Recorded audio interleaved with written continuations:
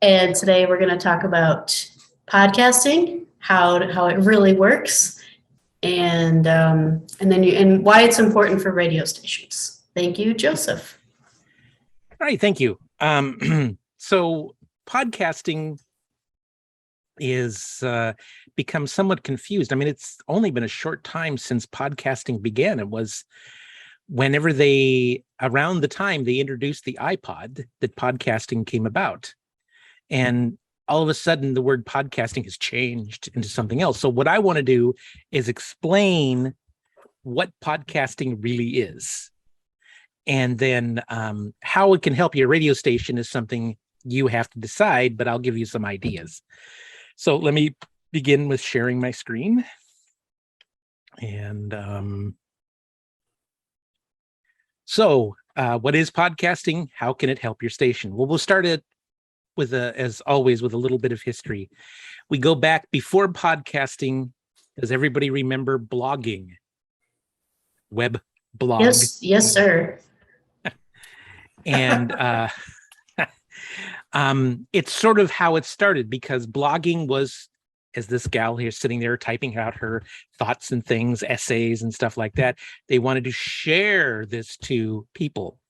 And so they came up with a way of sharing their blog posts through something called RSS feeds, or real simple syndication. There was another one called Atom, but that didn't catch on as much as RSS feeds. So if you ever hear someone talking about their podcasting and that you can get it through an RSS feed, that is a URL. But before we talk about the URL, we'll talk about the audio part of what podcasting came. This is an iPod. Since iPod has died, iPod Touch is gone, and we have a representation of the original iPod, which some people might remember it plugged into a FireWire port. And if you wanted to sync your songs, you would sync them by plugging in, and you would hit the sync button. Yeah. And then you would get all your songs.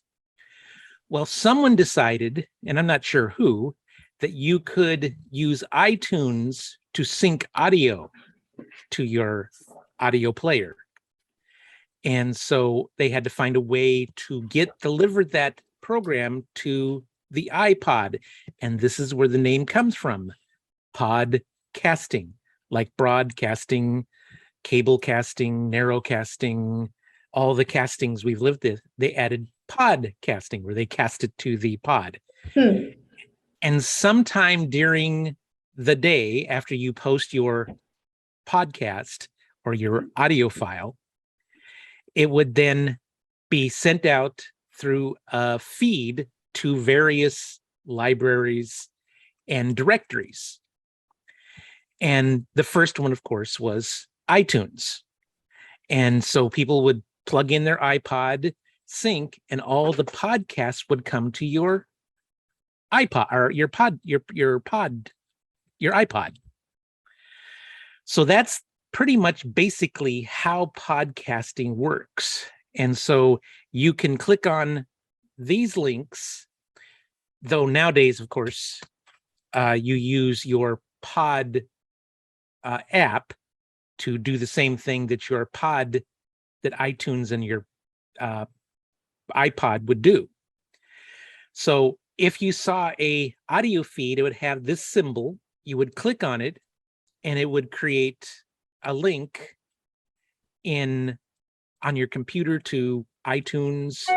If you had Windows, or some other podcatcher was the term they used.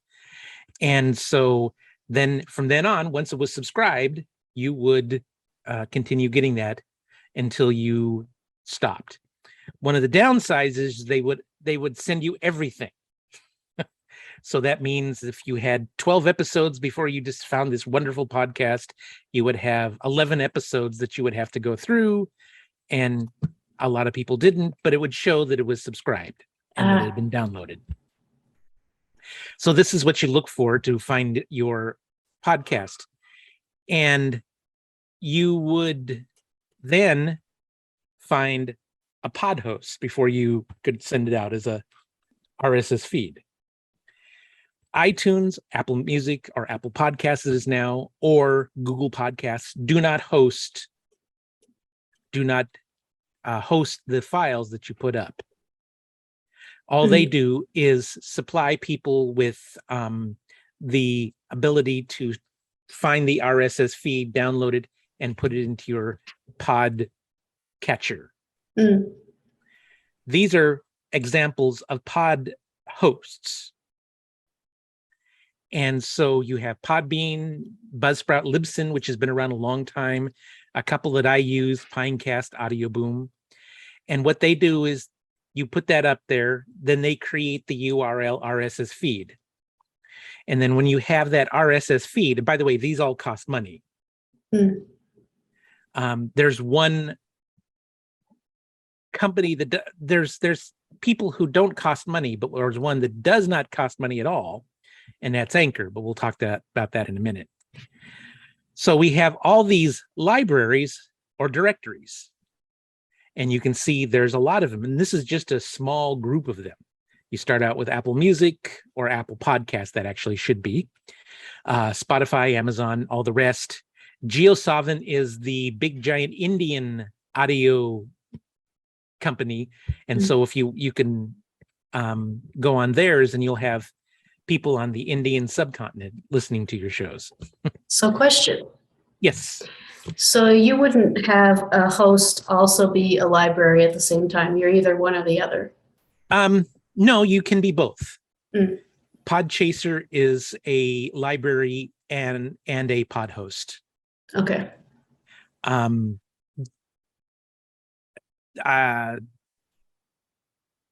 is also Amazon Music is also, I believe, but I don't count me. But there are people who do that, and so we'll go back here. Also, Audio Boom and SoundCloud. Audio Boom is a British company that probably not a lot of people have heard, but what they do is they have. So when you create your podcast and you upload it to your host, and then you would create a website devoted to your podcast that would have links, RSS feeds, individual episodes connected to those, and you would basically create your own front end. With SoundCloud and Audio Boom, they create the front end for you. Or you can use Apple Podcast as your front end. You just say people should go to Apple Podcast or Amazon Music or Castbox. Those can be your front ends. But Audio Boom, for instance, is a podcast host and directory of things that are out there. Okay. Any other questions? Well, before I move on.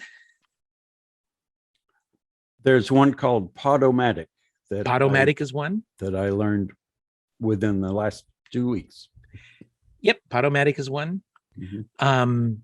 There's dozens, possibly hundreds. So then we'll talk about the other way you can get your podcast delivered in a sort of on-demand way. Now you can host this, you can put your audio file on your website, and if you're good enough at building your website for your radio station, they can just go there and click on it and download it, and that's on demand.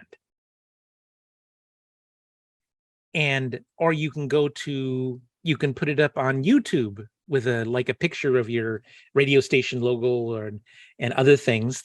They also you can get something called Headliner that adds a little wiggly line if you want to make sure that people aren't bored eye candy wise. But what YouTube and Spotify offers is the notification and subscription that's on demand. In other words, like YouTube, you go to Spotify and you click on the notification and you click on subscribe, and every time you go back to Spotify or every time you go back to YouTube, you see it. In the case of Spotify, you can download. In the case of YouTube, you can't download. Just making sure I'm clear on this, the two ways, the RSS feed and the subscription model. Is this pretty clear? Okay. Yes.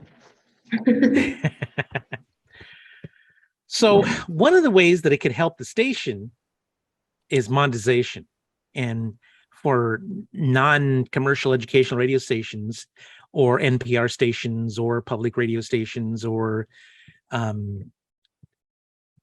do you monetize something that you really maybe want to get rid of, give for free? Well, there is advertising, which some people could say we don't want to advertise, but NPR does it on their podcasts. You can do something I call patronization. How many people have heard of Patreon? Yes. Has everybody heard of Patreon? Okay. All right. So Patreon was set up a few years back to be kind of like a patron of the arts. You would go on there, set up an account, and you would, depending on how you wanted to set it up, it could be per piece or a monthly subscription or a monthly donation. So let's say you're an artist and you put up a piece. See, I've created my art.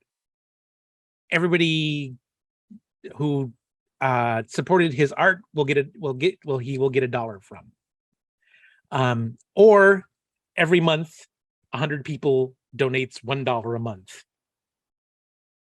And there's also another one called Podbean, that's both a directory and a host. And they also have a patron program specifically for audio podcasts. And so these are ways, of course, the usual ways. You can get an underwriter or an advertiser. You could put it on YouTube and collect that kind of monetization. And, it's money that isn't coming directly as donations. So, there's always the problem with taxes and stuff. But the number one reason why a radio station would do that is so that after it's broadcast, you would put it up as a podcast, and then people who are outside of your listening area or don't subscribe to your stream or don't listen to it, or just want to make sure that they get your program, will set it up as a RSS feed or a subscription in their podcatcher. And that's an important part of the podcasting. So up until recently, though, there's been a new aspect to this. And now we're going back to Apple, and they've when they set up podcasting back in the old days for iTunes, it was all free. You could buy music for 99 cents, $1.49, whatever, but podcasts were always free. I always thought it would have been a good idea to have a setup where if someone wanted my podcast, they could put $1 in the box and there you go. But what Apple has decided to do is set up a subscriber system. And so you keep it on back behind a paywall on Apple Podcasts, and you can set up subscriber, and you can charge any monthly fee you want. And of course, Apple takes its 30% cut or whatever it is these days. And so that's a new way. The one place I do, Pinecast, they have a tip jar. There's a big tip jar idea. Oh, look, we'll put $5 in a month. It's a tip jar. And so those are the ways you can monetize it. But if you really want to spread it around, you don't want to put it behind a paywall. Some people would say you wouldn't want to put it around a paywall, like a subscriber fee or anything like that. But these are just some ways that you can make money off of for your radio station and supply the podcasts. Now, one of the things we have to remember, this is for non-music programming only, which we discussed in the copyright workshop, that you cannot podcast a music show. You can put it online for on demand for 2 weeks, but you can't put it on a podcast system until forever. if it's a music show. So this is for talk shows. If you have a theme song, make sure you have the rights to it, the whole thing. You pretty much, that's it. So I guess I will end my screen share and say, any questions?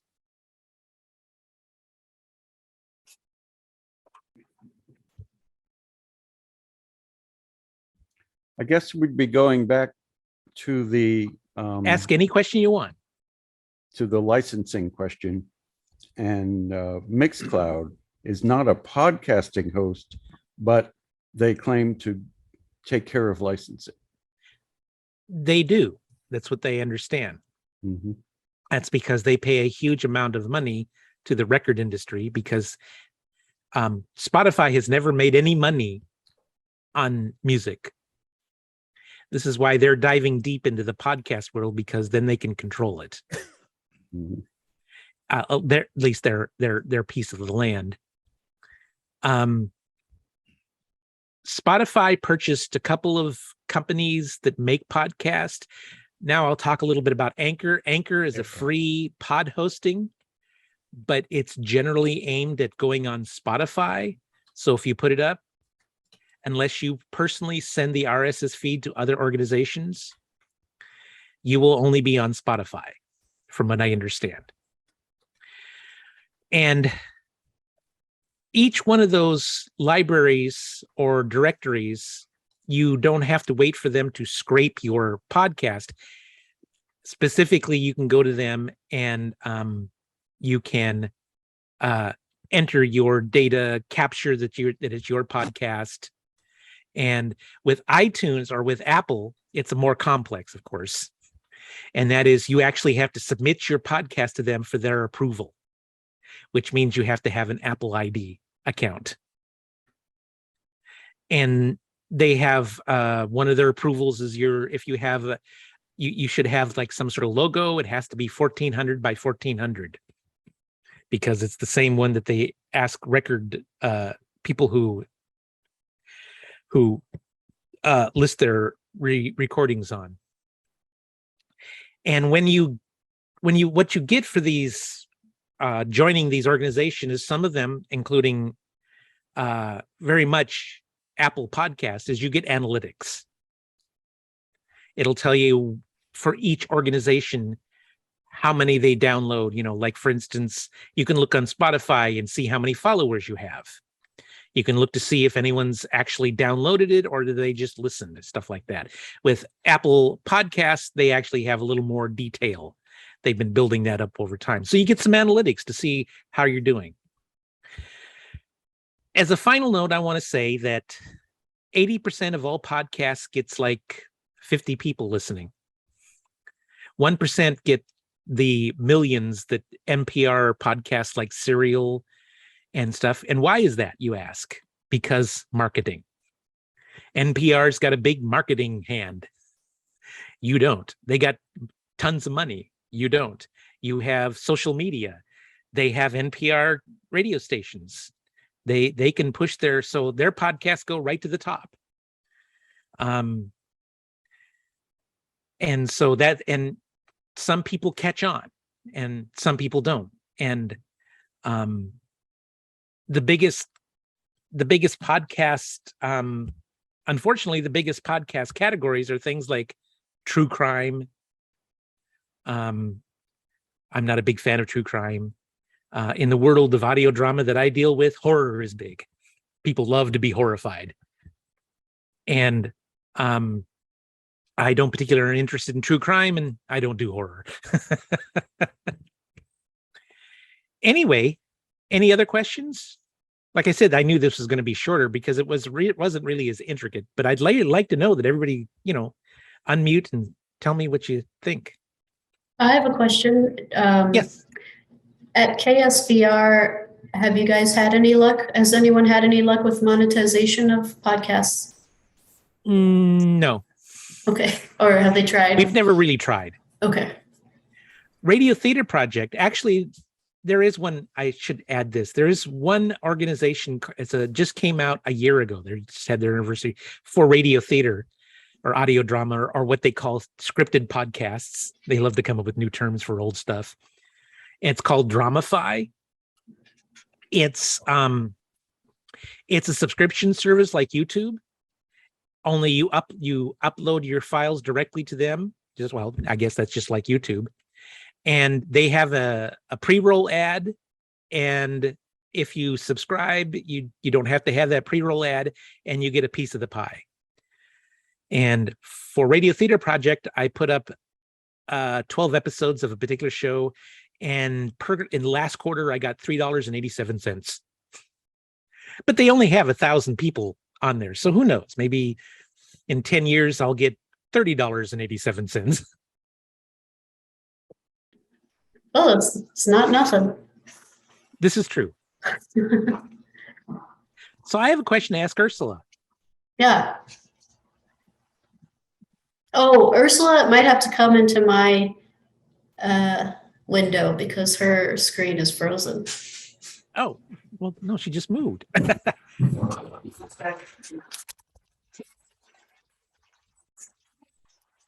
Hi, Joseph. Hi. We've been hearing about our Pacifica podcasting. Anything come about that? Can you say that again? The Pacifica podcast service that they were working on for. Yeah, actually, that's a great You question. want to sit here? Oh, sure. Hold on. Just a moment.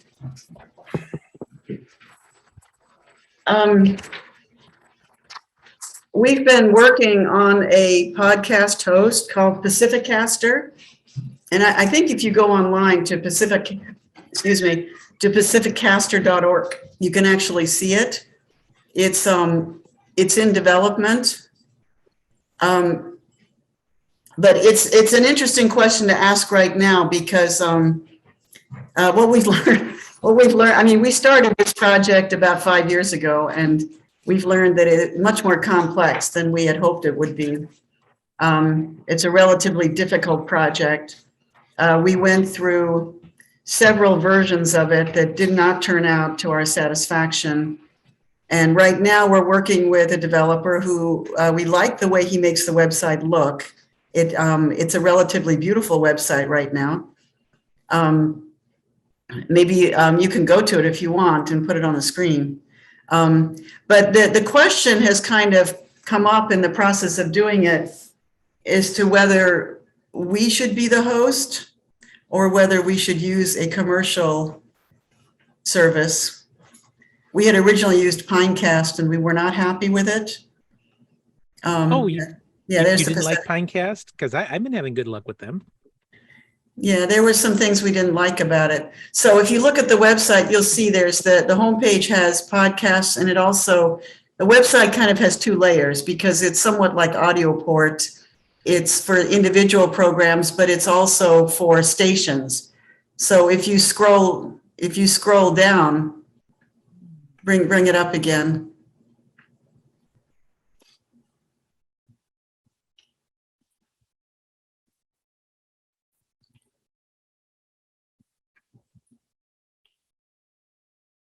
So if you scroll down, you'll get to the affiliates section.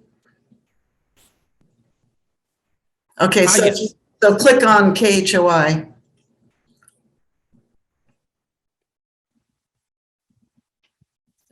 So that's a station page, which would then list the podcasts coming from that station, so that the stations can integrate this into their website, so that they, in a sense, can be libraries for their own set of podcasts coming from their station, and try and get some direct branding that way. We've just gotten, this is the truth is that, I didn't grow up in. So, and then if you click on one of the podcasts, say, click on 2020 Talks, because I think that's more populated. Is that popular? Yeah, 2020 talks.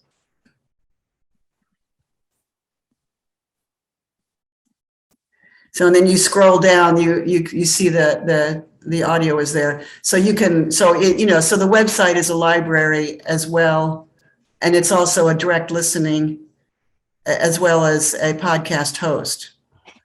Now, building a So podcast. this is what I call a front end. You have a front end as Yeah, well we as have a a front- podcast yeah. host. Yeah. So, I mean, originally we weren't happy with Pinecast for various reasons. And so then we thought, well, you know, we really, I mean, AudioPort is a podcast host already, really. So we had the software already for it. So we basically set up Pacificaster as a host on our server. Now the person we're working with has raised a question as to whether we really want to be a host or not. And it's kind of an existential question he's posing, but the truth is I'm kind of struggling to understand whether that's a question to be taken seriously or whether we should go ahead with making ourselves a host on our server. Well, can I can I interject to Yes, thought? please do. Please do. I need to be educated because this all involves a lot of money. Yes. So you already, as far as I know, you already have all the servers and already have the ability to host, meaning what host just means is that you have a hard drive set aside for all these programs. Right. And so you already have servers and stuff. So you're just using Pinecast means that they're using their servers Right. and their hard drives. So since you already have hard drives and you already have the RSS feed on the shows that people put up to Pacifica AudioPort, I'm just not sure why people can't just use that, or, you know. Well, I think what it got down to for him, his argument was that was the money better spent on setting up an RSS feed and setting up the back end needed to facilitate that, and the what do you call it, the data that comes with it, the files? Oh, the RSS feed? No, the information that comes, I always blank out on this word. I don't know, what is it called? When you get like statistics on downloads and things like analytics. Analytics. Yeah, setting up the analytics. That would be the difficult part, yes. Yeah, so there's this, and then there's the tech support. There's, you know, of course, having the staffing to support the website. And so the question is whether it's worth it to spend the money on that on our end, or to just pay a commercial service to do that for us. I think that's what it gets down to. And I'm not sure how to answer that question. I feel that it's kind of inherently a better idea for us to be the host and to have the content on our server.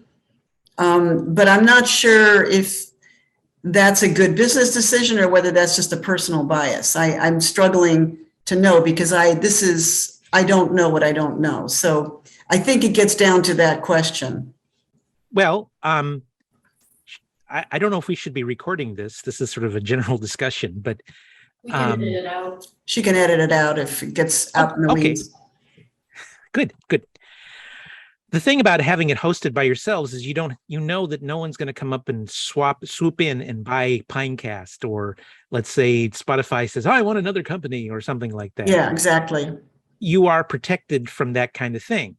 But in the long run, you also don't have, as you said, you have the various people that you have to run. And I assume you would be charging a monthly fee for this podcaster. We probably would. We would. I mean, look, we're still focusing this mostly on our affiliates.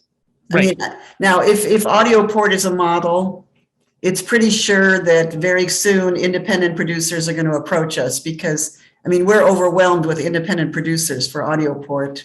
Yes. But we still kind of, for the sake of keeping things straight in our heads, right now we're thinking of this as a service to our affiliates. I mean, we're having trouble getting affiliates to pay their affiliation fees. So I don't know how much we could charge for this. Okay. Obviously, we have to charge something because we don't have the extra cash to just pay for all this ourselves. And it is going to require staff to support it. Absolutely. And so we will have to charge something, and we're hoping that that's possible. I guess the question that I mean, if I can take this opportunity, since there are a few people on the call whom I respect, the other question that our web manager is not accustomed to Pacifica. He thinks more like a person his age, which is a whole different world. And so he's kind of saying, well, why are you even doing anything in the first place? Because people making podcasts at your affiliates are just going to want to go straight to the big libraries. They're going to want to bypass your website anyway. So if you're not the host and say Pinecast or somebody's the host, then isn't it just easier for them to get a host and then go straight to the big libraries instead of be on your website, because you're kind of nothing in the world of podcast. And the idea originally was that we could build a website, which is a library as well, and a content holder as well as a host, that would be kind of branded as community radio, and it would have a certain brand. Could be a place to go where you could look for that kind of content. And so it would be in a way a curated place, a curated library that had a community brand to it. And so that was kind of the idea originally. So my question to all of you does that seem meaningful to you, or are we just kind of wasting our money here? Let me start off, if I may.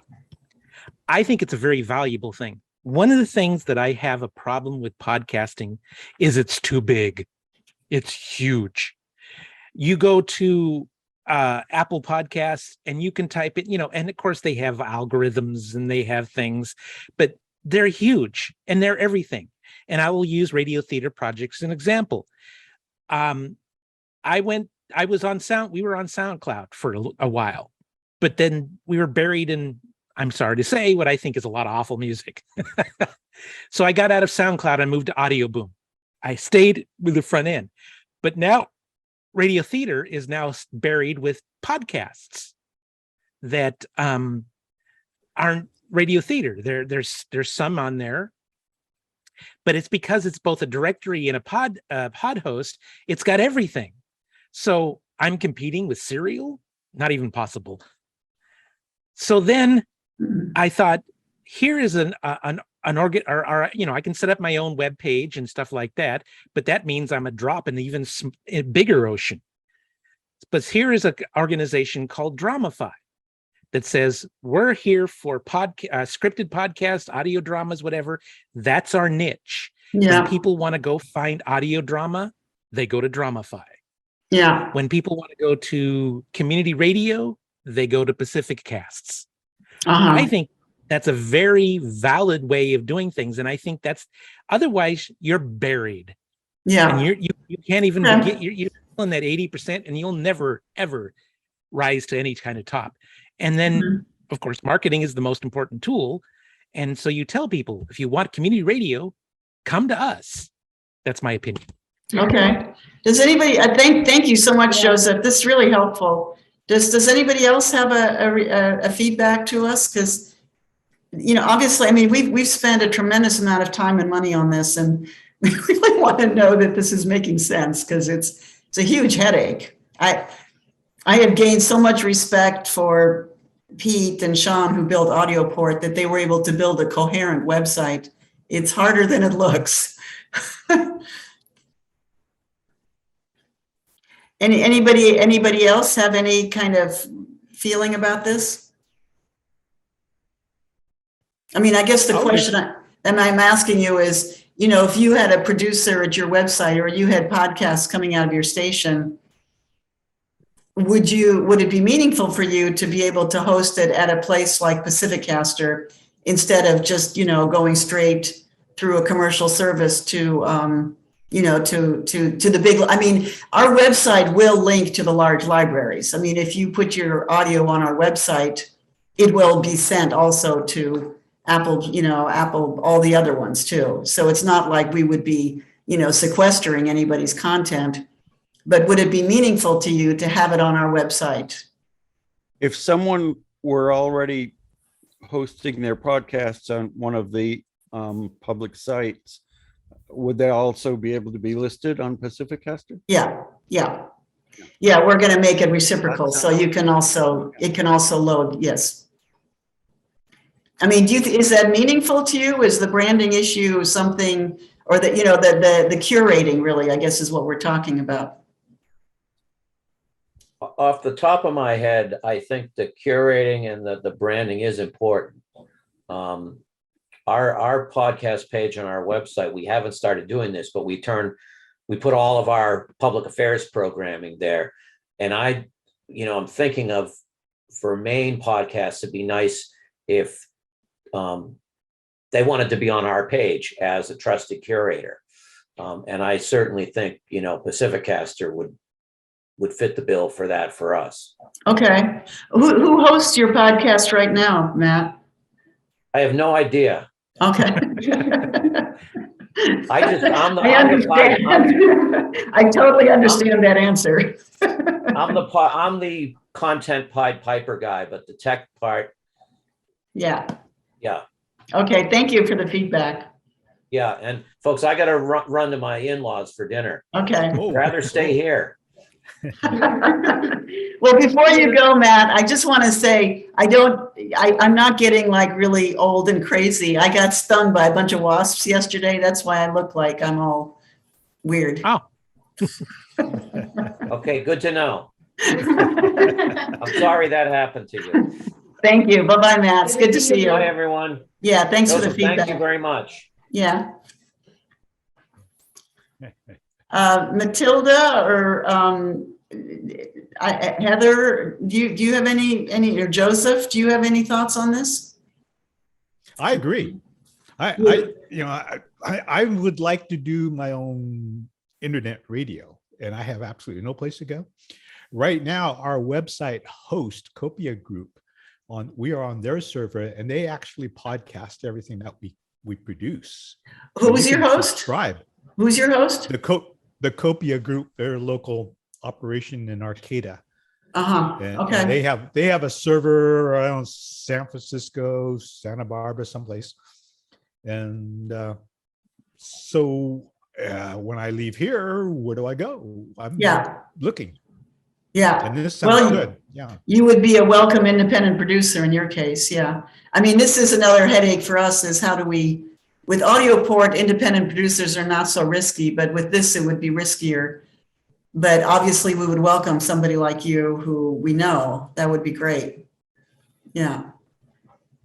So at KSQD, what's happening is that we have a number of programmers who do their own podcasting, and I think they monetize it. And most of us, we have a page on our ksqd.org website, and on that page, we have all of our programs. So and that'll be a smaller group of people that will be listening to our programs. So I haven't figured out, if I want to do, wider world podcasting, or if I keep the program just on our own website. But like I said, there are at least 3 programmers. One is a doctor, one is a psychotherapist, and another one does dream work. And So- they have their own podcast. So when you say you keep them on their website, are you saying that they're not really podcasting, that it's just audio on your website? Is that what you're saying? Yeah, all programmers except for the music program. Well, the music programmers can get a page on the website as well, but they cannot do their programs because you cannot have music programs that you have over the air on a podcast or on a website. But they can have a page where they describe things that they're doing and give more feedback, give more information about the programming that they did. But yeah, so if you were to go to our website, there is in the manual, there is what do we call it? I'll quickly check, but it is basically you can go to any of the programs and. But it's basically content online, right? You're not podcasting it. It's basically you No. have to listen to it on the website. Exactly. Yeah. Okay. So So you haven't So the decided yet if you really want to podcast content. yeah, I don't know. I mean, when I upload, it's called programs, talk, and podcasts. So and then people have an option to go either to our talk programs or the podcasts. And so a number of us do just have it on our website. You have to listen on it on our website. But others, like I said, they have and they do make money of their Yeah. program. So, I mean, that's an interesting reinterpretation of the word podcast that Yes. I've run into a lot, which actually has become a thing of itself. Yes. And so that, that would be part of Pacificaster is that people would go there to listen to content as well. Yes. Yeah. Yeah. So because some of us, I have two programs. One is a half-hour program, and other is a 2-minute program. And I haven't found the energy to look into whole podcast. But when we upload our programs onto the website, we can click all the things for podcasts, but then you have to go out and establish yourself through Well, yeah, that's interesting what you're saying. So my question, so you're a good example of a station that in a sense we have in mind when we build this website, because you're kind of teetering on the edge of dealing with this, but you aren't really because you're busy with other things and it's, it's a learning curve and all this stuff. And so the question is, if there was a website, if there was a hosted Pacifica that essentially was prepared to work with you, would that feel helpful to you to just say, okay, I'll stay in the network and podcast through the network? Yes, absolutely. And I think there'll be other, we already have a hard enough time to get programmers to just upload to our website for their page. They say, oh, it takes too much time. Well, I'm actually uploading right now.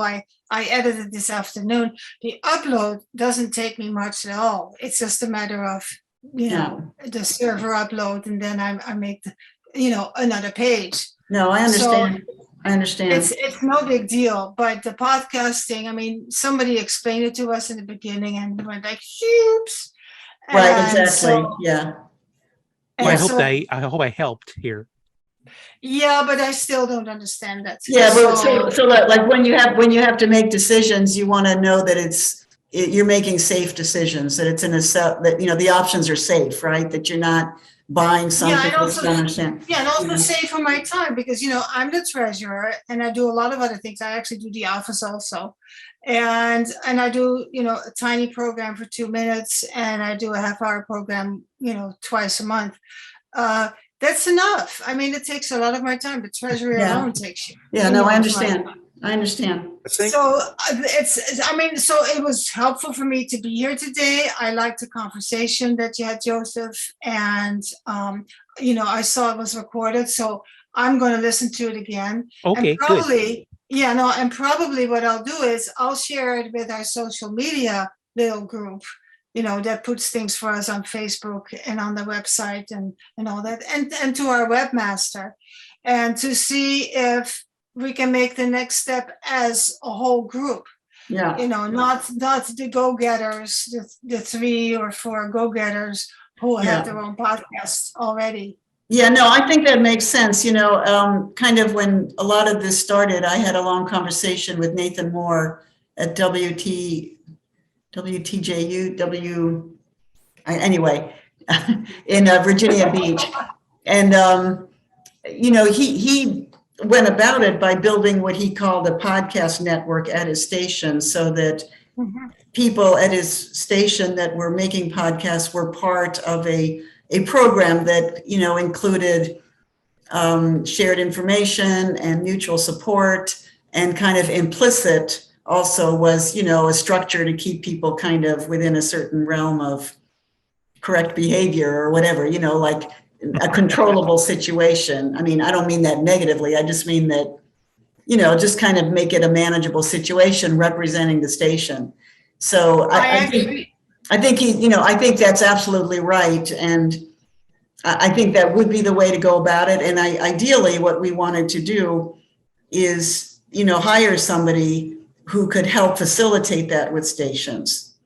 And Well, so and actually, that's very good that you say that, because we actually, one of our board member is a entertainment lawyer, so he helped us with it, because two of the people, one already had a podcast and the other established one, but basically it came to be that they used the station to monetize what they were doing and not necessarily keep us in mind. right, And yeah, so we have made it now, there was this whole long, she had a lawyer and we and our board member were discussing that, and finally we came to a legal contract about what was the person's responsibility towards the station.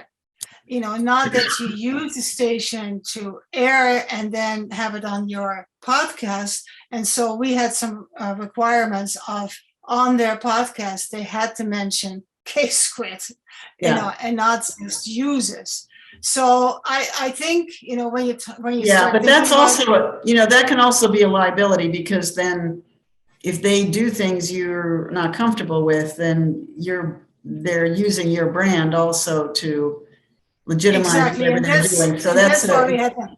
it's a double-edged Yeah. sword. Yeah. That's why we had to have a very carefully worded legal contract. So in the end, they were, of course they can do a podcast, but don't abuse, the situation where you're coming from, because basically we make it possible for you to have the podcast, because it is, the audio that's being created for radio, and then you use that to make your own brand. Yeah. And so that took quite a while, and I guess you encounter that when you make your next step. So I just want to share that, because it was very difficult. Yeah. Marie, any thoughts?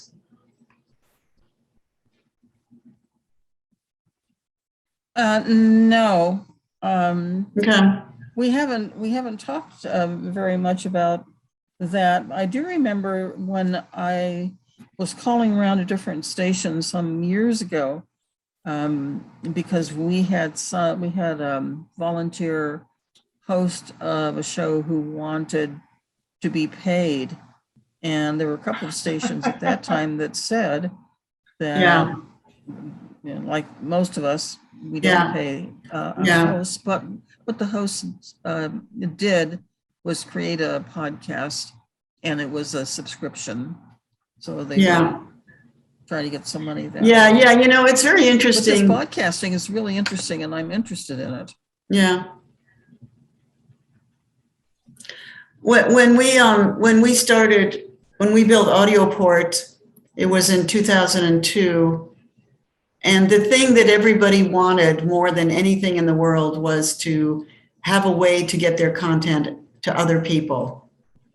And we actually originally thought of charging people to use AudioPort for distribution, and we decided not to. But it was interesting because that's what everybody wanted. Today, what everybody wants is to get paid, which is a whole different. Nice. Yeah. So it's just, it's just a reality of how the world has changed. Heather, do you have any thoughts? Sorry, no, not really. I just so appreciate this discussion, though. I just, for some of my programs, sometimes I have an, account on YouTube. I'll put my recordings up there sometimes, but that's primarily just for me to distribute some of the writing that I do. So I don't know. I mean, I just so appreciate the discussion. So I'm wanting to thank everyone. That's all I can say, Ursula, really. Okay, thank you, Heather. I've wondered about the financial issues too, so I appreciate that. Thank you. Yeah, well, I mean, to be completely transparent, I don't think it's a secret that Pacifica is having a financial crisis right now. And we actually still are okay here in our office, but we don't have any reserves. And so, and a lot of people are not paying their fees. So if you're not paying your fees, please do. But we're struggling to find the money for the lawyer to, as Matilda pointed out, there are some legal issues that have to be clarified in a contract, both with the podcasters and also between us and you as the affiliate. And we need to pay a lawyer to do that. And we don't have the money to pay her right now. So this is why we advance slowly, is because we are spending a tremendous amount of time calling people and asking them to pay their fees. And without that, we just can't afford to do anything. So, so that's, that I really appreciated the feedback that you gave today, because I think it kind of confirms that we should do the project. I mean, it's 90% done. So and I think it's going to be a beautiful website, really fun to use. But we have these costs that are keeping us from finishing the job. So that's kind of what we're struggling with right now. Well, I for one, though we don't have, at this moment, we only have my show, Skagit Talks, would gladly use your service. And I think we would gladly pay, because, well, yes, we pay the affiliate fee. Of course we do. You do a very good service. Yeah. Okay. Okay. Well, thank you for the feedback, everybody. It's really helpful, because we are literally, hashing this out right now in real time. And yeah. Yep. Okay. I'm going to hand this back over to Stephanie and take my deformed face off of the screen. Oh, that's okay. I hope you get better soon. Thank you, Heather. She just got stung yesterday and she said the swelling went down quite a bit already. So that's good news. Well, I'm glad that my little short talk sort of started talking about this. I want to end this thing with the idea that people understanding about podcasts versus on demand, which is, I think, what no one's names are anywhere. K-Squid, anyway, is the confusion between on demand and podcasting, and that's what I was trying to hope to solve, is that confusion, and why on demand isn't the same as podcasting and isn't the same as archiving. So anyway, I'm done. Well, thank you. I appreciate that. Yeah. As we're wading through the waters of building a podcast website, it's good to hear your talk. I appreciate it. And any other final thoughts before we go? Looking forward to the next time. Okay. It was interesting. It was interesting when building the website, because, like I said, our developer is accustomed to, the very interactive sites that are very common, that are the way things are now. And the idea of building a network into it was kind of a foreign concept to him. And so, it was a layer of complexity, right, about how you build, because in some ways the Pacificaster is structured the way AudioPort is. You have the stations have umbrella accounts under which their people are then involved. And so it was very interesting to kind of rehash that and to watch somebody go through the process of understanding how we function as a network.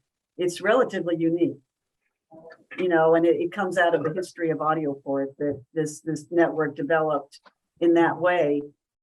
And it was interesting to watch him slowly kind of grasp how we function. And so I think it would be something unique about the website. It does hold the network. You see the network in the website. No, Well, if you ever need my thumb-fingered help, I would gladly help if I could. Okay. Oh, Well, we'll take you cool. up on that. Yeah, we probably will. This thing takes up a lot of our time, believe me. Well, thank you again, Joseph. I appreciate having you, and Thank you. Thank you to the gang for joining us today. And we'll Yay. see you again soon. Thanks, Thank you all. everyone. Bye. Bye. All right. Have a good one. You too. Stay safe. You too.